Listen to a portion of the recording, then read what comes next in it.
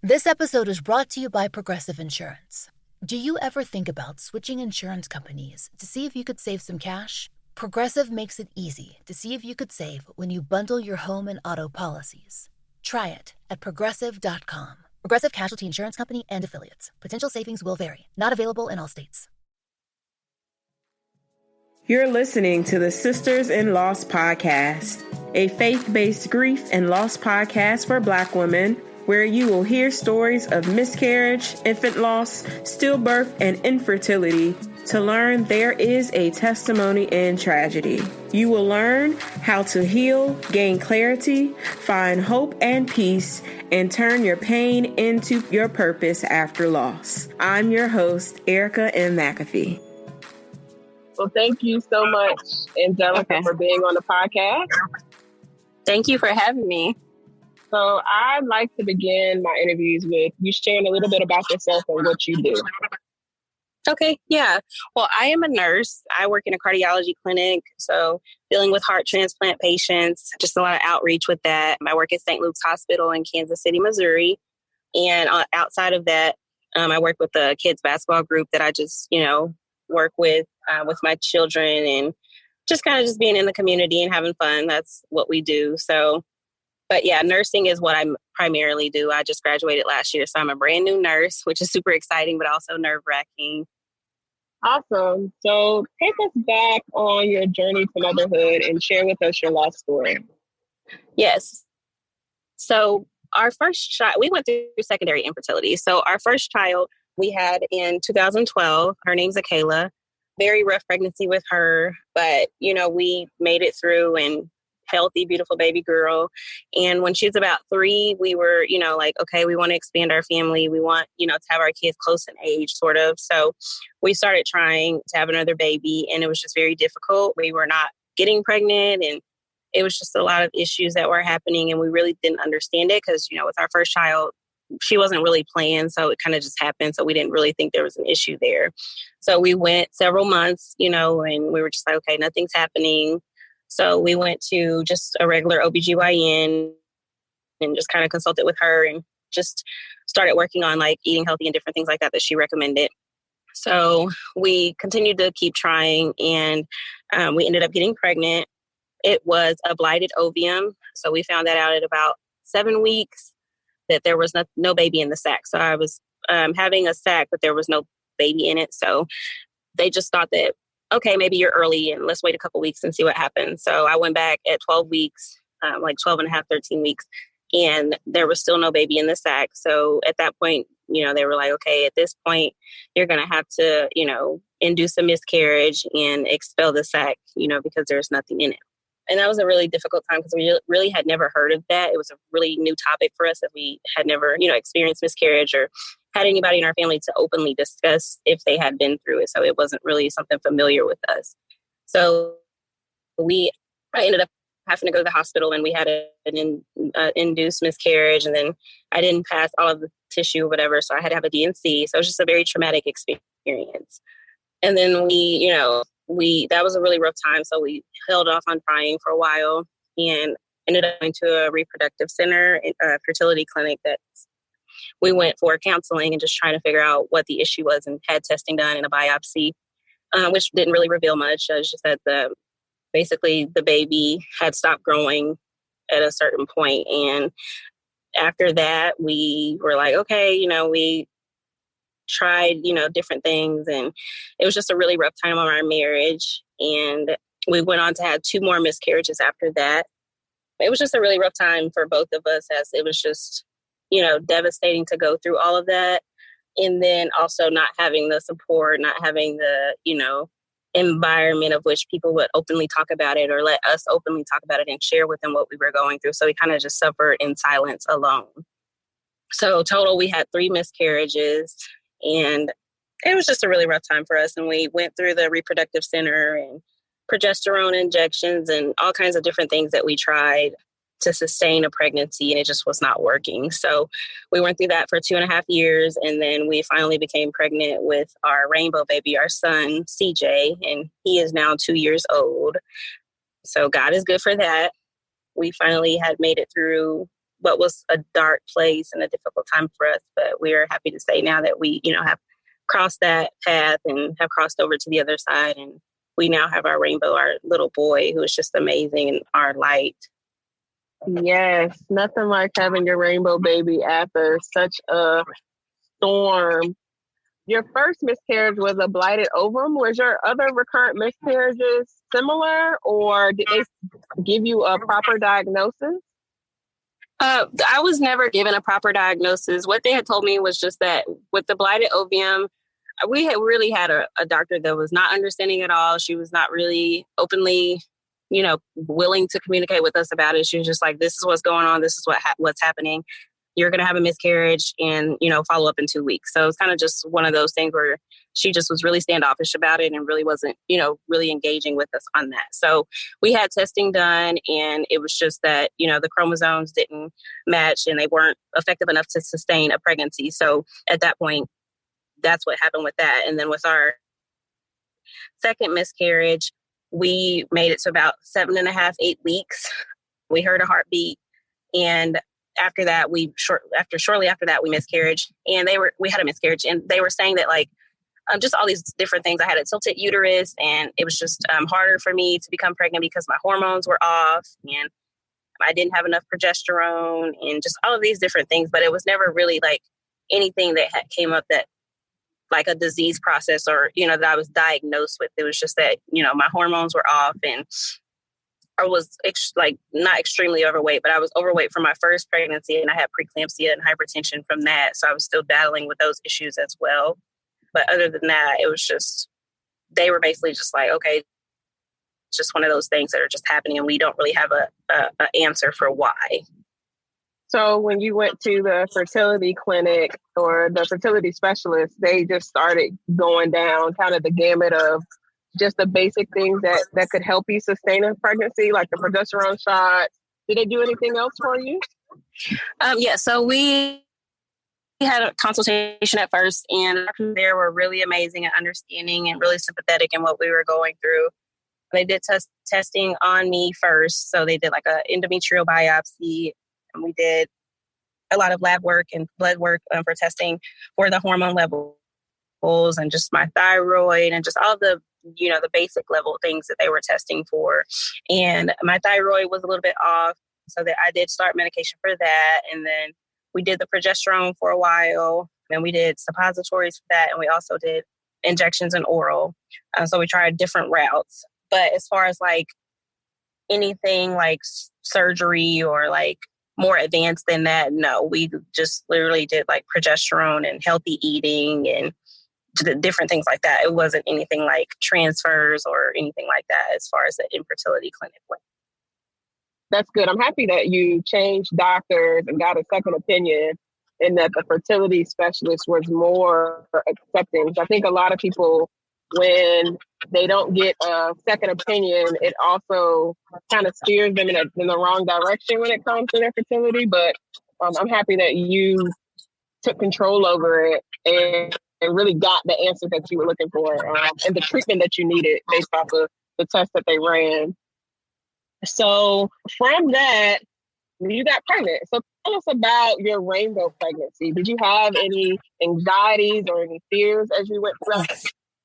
Yes, I had a lot of anxiety. I was always worried the entire pregnancy, just even from the beginning, when we went in for lab work and they test your ACG or HCG levels and just all those different things. Even though I saw a positive, it was never really a positive for me because I was always having PTSD from miscarrying 3 times before. So I was always worried about not being able to sustain the pregnancy or, not being able to carry the full term. And if I didn't feel my son move, then I would panic. And, I think that just the entire pregnancy, I was really on edge. I was very happy. It's just that I think that when you experience such traumatic losses and reoccurring at that, I feel like it just kind of takes that joy away from you because you're constantly just in a stage of worry. Yes, you definitely are. It is definitely a constant state of worry. So it's good that you at least had the support as you went through that. So your rainbow baby is here, and now you have moved on to help and support other women. So tell us about your support group that you started, the Lost Butterfly. Yes. So I've been like, since the very first miscarriage, I feel like God has been speaking to me and like giving me the vision to want to help people, to use my pain for purpose. Like even though I went through all of these traumatic and horrible things and, the losses and everything, and it was detrimental to me and my spirit and emotionally, it took a toll on me and my husband. I feel like it was God's way of testing us and his way of, to walking us through a journey of pain, but to also give us purpose in it. So I feel like if I just sit on it, what am I really doing? How am I really helping other women and other families to get through infertility and miscarriage? So last year, I really was just sitting on this and I was just like, okay, God, I hear you.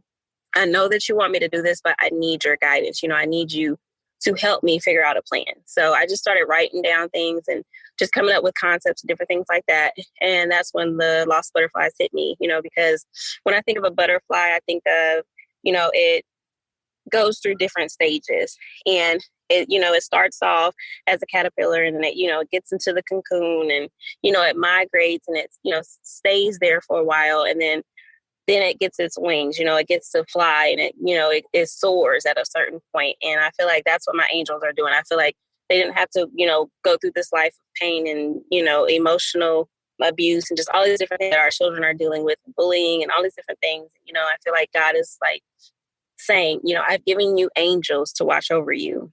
So I used to look at it, in a hurtful way. And, I was really hurt behind it. But I feel like I found purpose in it now. I can feel like they are watching over me and our family. And I feel like now God is like, okay, you've got your rainbow. I've given you an end to the story. So now it's time for you to share it. So that's how I came up with the Lost Butterflies. And I just feel like it's a great way for my community. Because like I said, there's not really a lot of support groups that are going around. There's not really a lot of people that are talking about miscarriage and infertility or women's health or anything for that matter, or mental health, to a certain standpoint as well, because that's very important also. So I just started writing things down, and then I just created my Instagram and I started moving on that. And I was really surprised by the support that I'm getting. I still am shocked. Like I get messages and emails and just all these different things of people that have found me and how my page and my posts are helping them. And, that just warms my heart. Cause I'm like, if I could just touch one person, I feel like my job is done. I feel like I'm doing what God has told me to do,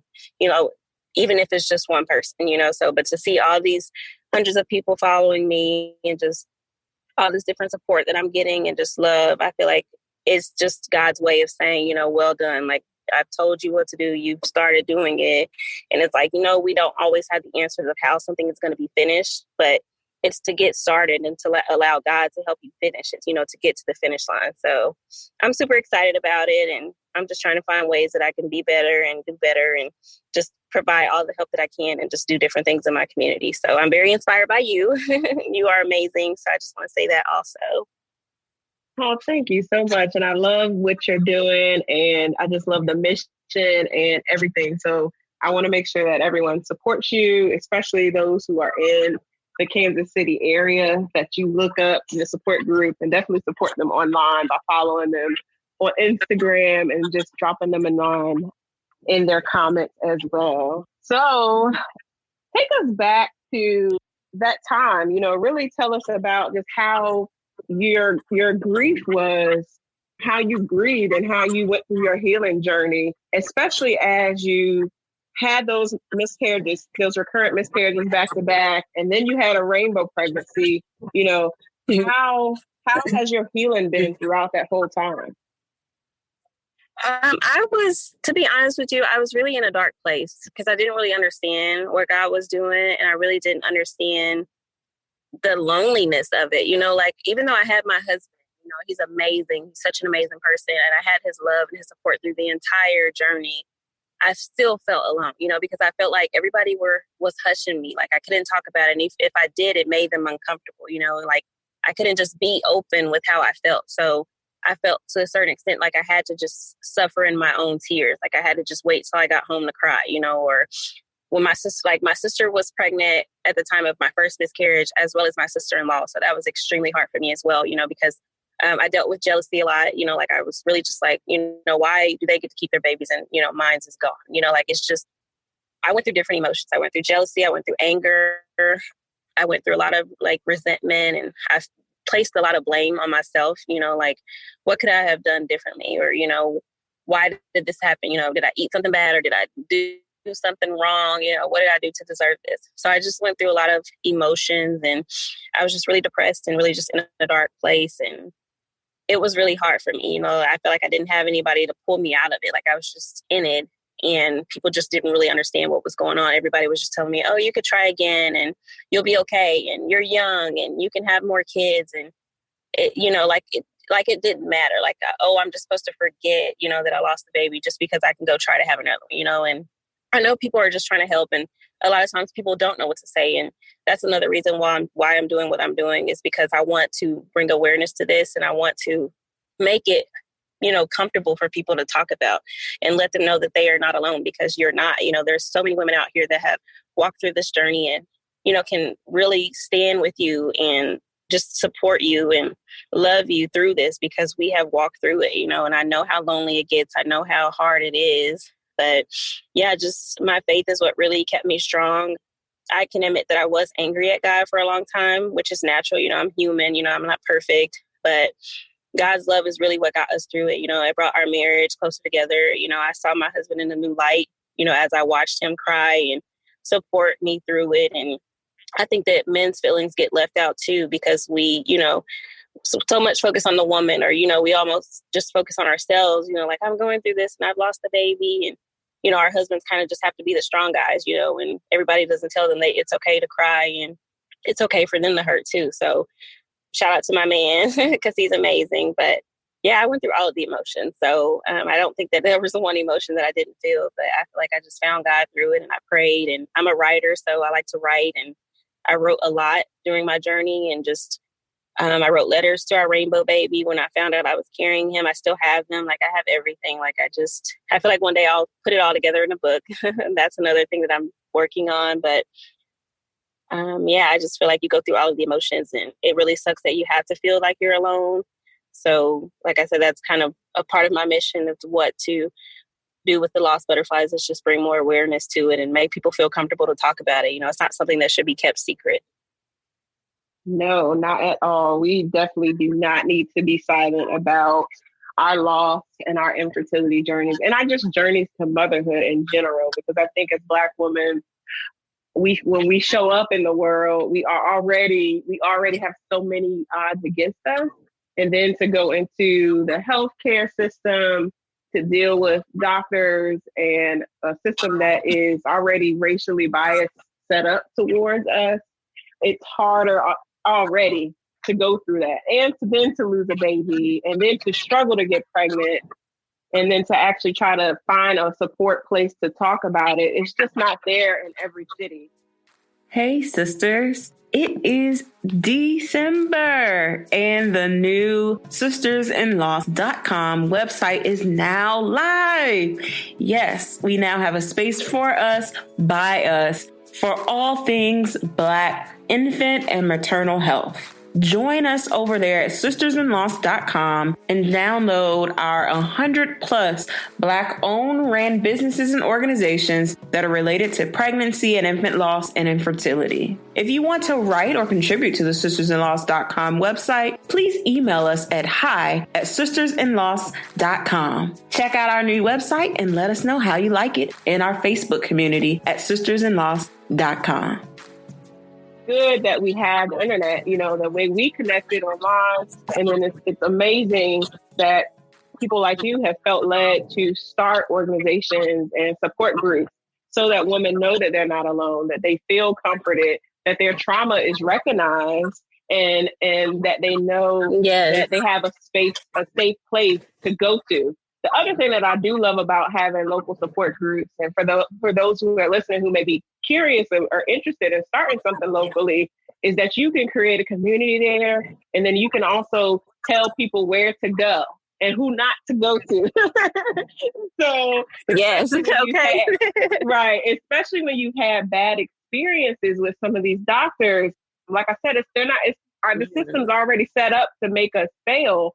So if you have bad experiences, having a local team around you or people to say, oh, girl, don't go to so-and-so. You need to go talk to so-and-so because she helped me get pregnant, or she helped me and I felt comforted in her office or his office.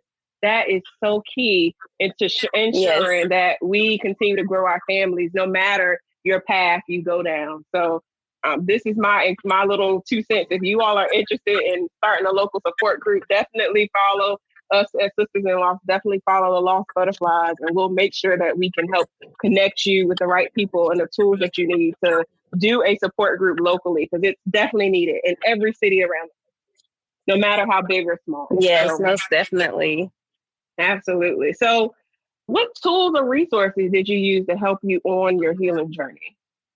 Yeah. So like I mentioned, I write. So I feel like writing is a great way to express yourself because there's no judgment there. You know, you can write down anything and any feelings that you have, and nobody will judge you for it, or nobody will condemn you for it, or make you feel like it doesn't matter. You know, so I feel like writing really helped me in just releasing all of those feelings that were bottled up that nobody wanted to listen to, you know. So I just wrote them down. I felt like that was a great way for me to express myself.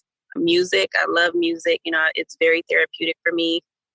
And, you know, just finding that person or that friend that you can talk to, you know, like most people, yes, they will be turned off by miscarriage and infertility and not really want to discuss it, you know, but there are genuinely nice people out here, and there are supportive people at church and just different things that you can find to help you walk through your journey, or even, you know, just searching your community for people like you know, like, so I just Googled things, you know, in my area, and I'm like, okay, you know, I found support groups, and I found a lot of different things that were encouraging for me, and just talking to my dad and just church members and just different things like that. Not necessarily about my miscarriage, but just uplifting conversations, you know, like, hey, I'm going through a tough time. You know, you don't really have to be open with everybody if you don't want to, you know, it's something that's very dear to your heart. So I don't, you know, blame you for wanting to be secretive with it, but it's also to a certain extent, like, you can't just walk around and hold everything in. You know, you are allowed to feel, you are human.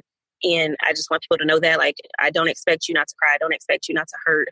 Your feelings do matter. And just, you know, write them down if you can. Find a book. There's so many books and resources out here that can help you walk through your journey. I read a book called In the Wait. It's actually a 6-week study by Holly Holt. It's really amazing. It teaches you about the process of waiting, you know, and gives you encouraging books to, like, worksheets to do, and just in your season of waiting, and no matter what you're waiting for, even if it's not a baby, if you're going through something else, you know, just encourages you and uplifts you and coaches you through how to get through your season of waiting, because it's hard. Like, it's extremely hard, especially when you really desire and you really want something so bad, especially as beautiful as a child. I know how hard that can be, and how some days you feel like, oh, you know, maybe this is not going to happen for me. But I promise you, like, if you just have to keep positive mentality, even though it's very hard, and just keep yourself uplifted or surround yourself with uplifting people. Yes, I love that recommendation of that 6-week study. So I'll make sure I link that in the show notes for you all, so that you all can go out and look at that. And like you said, it doesn't matter if you're waiting for anything. You know, I think God always has us in a waiting season at some point in our lives. So it's always good to just get refreshed, yes, especially if you're patiently waiting on, you know, the next job opportunity, or, you know, if God is really pushing you to start this support group or this ministry. Sometimes it's good to just get in his word and really hear what God says through scripture and through a study like that. So I'll make sure I link that in the show notes. So lastly, what encouraging words can you leave the listeners for those women who are in their season of waiting, or those women who have battled infertility and recurrent miscarriage? What encouraging words can you give them as they continue on their journey? Yes, I would just most definitely like to say that you are not alone. You know, we are out here, you know, us women are out here, and we are here to help you. We are here to support you. I would just want to encourage you to keep your head up. You know, I know most days it is tough, and you just don't want to believe in being positive, you know, because everything around you is going on that is negative, you know, but just keep an open mind and just be hopeful, you know, be prayerful, and just keep yourself uplifted. You know, you are beautiful, you are strong, and you can get through this. You know, you are a warrior just for even going through this. You know, this fight is not for everybody. You know, but God chooses his battles for us. And I just feel like everybody that walks through infertility and miscarriage is just amazing and strong. And we are God's daughters, and he has a plan for us, no matter if that plan is different than, what mine looks like. But I just want people to know that they are not alone. You don't have to suffer in silence. And there's so much love out here, and there's so much love through us, that we are willing and wanting to give to these women. So I just want people to be encouraged and just to know that they're not alone and that they're loved. I literally love everybody. My love is so genuine and so pure. And I just want people to feel supported in their journeys. Infertility and miscarriage is hard. And I just want you guys to know that the Lost Butterflies and Angelica really roots for you and supports you. Oh, I love that. So where can we find you on social? Go ahead and drop all your social links for us. Yes, so I have a Facebook. It's at the Lost Butterflies. My IG is the Lost Butterflies. I'm currently working on website rebuilding, so that will be found through my Facebook and Instagram as well. So once that gets, linked up and everything, we'll have that posted as well. And I'll have blog sites and different things that are going on through that. So I'm working on a lot of great things. And as far as support groups and things like that, that will be uploading soon, as well as we're still working on the kinks of that and locations and stuff. But a lot of good things coming from the Lost Butterflies. So if you just follow Facebook and Instagram, you'll get a lot more information. Awesome. Thank you so much, Angelica, for sharing your story and your light with us. And I know that all the women that are touched by the Lost Butterflies will be definitely impacted in an amazing way. So thank you so much for sharing your story with us today. Yes, I appreciate you so much for having me. Thank you so much for what you do and just allowing us to have this platform to be able to share our stories. Like, it's super dope and it's needed. So I thank you so much for having me. Thank you so much for listening to today's episode. For show notes and more information on today's guest, go to sistersinlost.com.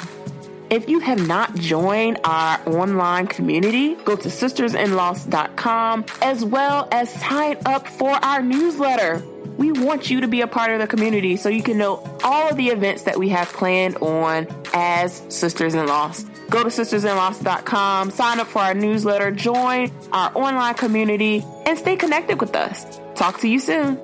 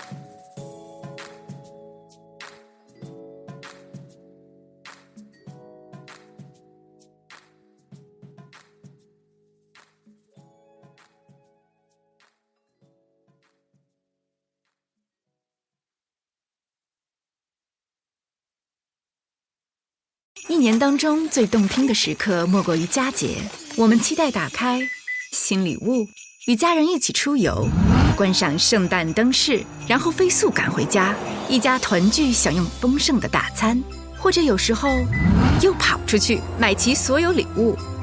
佳节喜悦就在 Lexus December to Remember Sales Event，尽享精选车型的特别优惠，即日起至1月5日止，请至 Lexus 经销商 Experience Amazing。